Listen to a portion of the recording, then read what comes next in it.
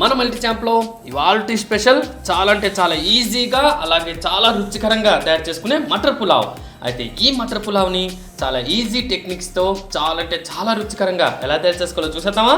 అయితే మా వీడియోని జాగ్రత్తగా స్కిప్ చేయకుండా చూసి ఈ టేస్టీ యమ్మీ మటర్ పులావ్ని సొంతం చేసుకొని ఇంటికి పది హ్యాపీగా ఎంజాయ్ చేయండి. ఇంకెందుకు ఆలస్యం, లెట్స్ స్టార్ట్. ముందుగా ఈ మటర్ పులావ్ కోసం ఒక లోతైన బౌల్ తీసుకొని ఇందులో సుమారుగా 300 గ్రాముల వరకు బాస్మతి రైస్ని వేసుకుందాం.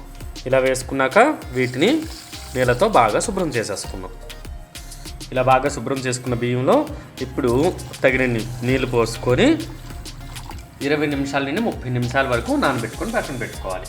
ఇవి నానిన లోపల చెప్పాను కదా, అవి ఎక్కడ నానుతూ ఉంటాయి కదా 20 నిమిషాల పాటు. అంటే ఇప్పుడు సుమారుగా నేనైతే 20 నిమిషాలు నానబెట్టేసుకున్నాను. నానబెట్టేసుకున్న తర్వాత ఇప్పుడు స్టవ్ మీద ఒక కడాయి పెట్టుకొని ఇందులో సుమారుగా 2 టేబుల్ స్పూన్స్ వరకు నెయ్యి వేసుకుందాం.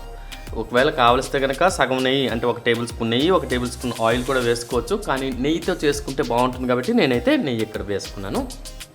నెయ్యి కాస్త వేడెక్కిన తర్వాత ఇప్పుడు జాగ్రత్తగా చూడండి, 5 లవంగలు, 3 యాలకులు, 2 ఇంచులు దాచిన చెక్క, 2 మరాఠీ మొగ్గలు, అలాగే కాస్తంత జావత్రి, 2 బిర్యానీ ఆకులు, బుడ్డి ఆకులు, ఓకే, 2 స్టార్ పూలు, వీటన్నింటిని కూడా ఇందులో వేసుకుందాం. చూసారు కదా, వీటిని కాసేపు ఈ విధంగా లో ఫ్లేమ్లో వేయించుకోండి. అండ్ ఒకటి గుర్తుపెట్టుకోండి ఫ్రెండ్స్, యాలకులు మాత్రం పేలే అవకాశం ఉంటుంది కాబట్టి కాస్త విడదీసి వేసుకోండి. విడదీసి వేసుకోవటం మూలన మనకి ఆ పేలే ఆస్కారం లేకుండా కొంచెం జాగ్రత్తగా ఉండొచ్చు. ఇవి లైట్గా వేగిన తర్వాత ఇందులోనే సుమారుగా 1/2 టీ స్పూన్ వరకు సాహీ జీరా వేసుకుందాం. ఈ సాహీ జీరా మూలన మటర్ పులావ్కు మంచి టేస్ట్ వస్తుందండి, కాబట్టి స్కిప్ చేయకుండా సాహీ జీరాని వేసుకోండి. ఈ సాహీ జీరా కాస్త చట్పట్లాడింది కదా, ఇప్పుడు ఇందులో 1 టీ స్పూన్ వరకు ఫ్రెష్గా నూరుకున్న అల్లం వెల్లుల్లి పేస్ట్ వేసుకున్నాం.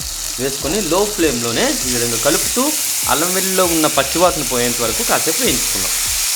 చూసారు కదా, ఇది లైట్గా వేగింది కదా, అంటే జస్ట్ ఒక 1.5 మినిట్ టు 2 మినిట్స్ ఈ విధంగా కలుపుతూ వేయించుకున్నాం కదా. ఇప్పుడు ఇందులో మనకి పచ్చి బఠానీలు ఈ సీజన్లో దొరుకుతాయి కదా, ఈ పచ్చి బఠానీలు 2 గుప్పెళ్ళ వరకు వేసుకున్నాం.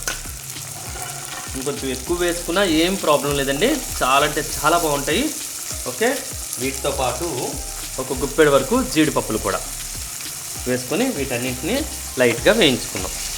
ఈ విధంగా మనము ఒక 2 నిమిషాలు ఓకే మీడియం ఫ్లేమ్లో పెట్టుకొని ఈ విధంగా వేయించుకోవాలి. మరి ఎక్కువైతే వేయించక్కర్లేదు. ఓకే, మీడియం ఫ్లేమ్లో జస్ట్ ఈ విధంగా వేయించుకున్నాం కదా.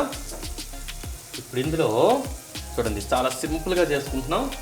ఇప్పుడు ఇందులో 1.5 గ్లాస్ వరకు, అంటే 1 గ్లాస్ బియ్యం వాడాం కదా, 1 గ్లాస్ బియ్యానికి 1.5 గ్లాస్ వరకు వాటర్ పోసుకుందాం. అదేవిధంగా ఇందులో టేస్ట్కి సరిపడంత ఉప్పు కూడా వేసుకుందాం. ఉప్పు మాత్రం కాస్త అంటే సాల్టీగా ఉండేటట్టు వాటర్ చూసుకోండి. ఓకే, ఇలా వేసేసుకున్నాం కదా, ఒకసారి బాగా కలిపేసుకుందాం. కలిపేసుకున్న తర్వాత దీన్ని మూత పెట్టి మీడియం ఫ్లేమ్లో తెరలు కాగనిద్దాం. ఇప్పుడు మూత తీసి చూద్దాం. చూడండి, చక్కగా నీళ్ళు అనేది తెరలు కాగాయి కదా. ఈ స్టేజ్లో మనం వచ్చేసరికి 2 పెద్దగా చీల్చిన పచ్చిమిరపకాయలు, అదేవిధంగా ఫ్రెష్గా తురుము పెట్టుకున్న కొత్తిమీరను కూడా వేసుకుందాం. కాస్తంత గరం మసాలా పొడి, కాస్తంత, మరీ ఎక్కువ అక్కర్లేదు ఫ్రెండ్స్, చాలా అంటే చాలా తక్కువ, 1/2 టీ స్పూన్ కంటే కొంచెం తక్కువే వేసుకోండి. అదేవిధంగా ఈ మటర్ పులావ్కి మంచి వాసన రావడానికి, అంటే మంచి ఫ్లేవర్ రావడానికి ఇక్కడ జాగ్రత్తగా చూడండి, మీఠా అత్తర్, మీకు బిర్యానీ అత్తర్ అన్నా సరే ఇస్తారు మార్కెట్స్లో. ఓకే, మీఠా అత్తర్ అని ఉంటుంది. జస్ట్ ఒకే 1 డ్రాప్, మరి ఎక్కువ అక్కర్లేదు ఫ్రెండ్స్, 1 డ్రాప్ అంటే 1 డ్రాప్, 1 to 2 డ్రాప్స్ మాత్రమే. మరి ఎక్కువ వేసినా సరే బాగుండదు కాబట్టి 1 to 2 డ్రాప్స్ వేస్తే సరిపోతుంది. వేసిన తర్వాత జస్ట్ ఒకసారి ఈ విధంగా కలిపేసుకుందాం. కలిపేసుకుని ఉప్పు కూడా చెక్ చేసేసుకోండి. ఉప్పు చెక్ చేసుకున్న తర్వాత మనం ముందుగా కడిగి నానబెట్టుకున్నాం కదా, ఆ రైస్ మొత్తాన్ని ఇందులో వేసుకుందాం. ఇలా వేసేసుకున్నాం కదా, ఇప్పుడు జాగ్రత్తగా ఒకసారి వీటన్నింటినీ ఇలా కలిపేసుకుందాం. కలిపేసుకొని మనం మూత పెట్టి దీన్ని రైస్ని కుక్ అవ్వనిద్దాం. దట్టు మీడియం టు హై ఫ్లేమ్లో.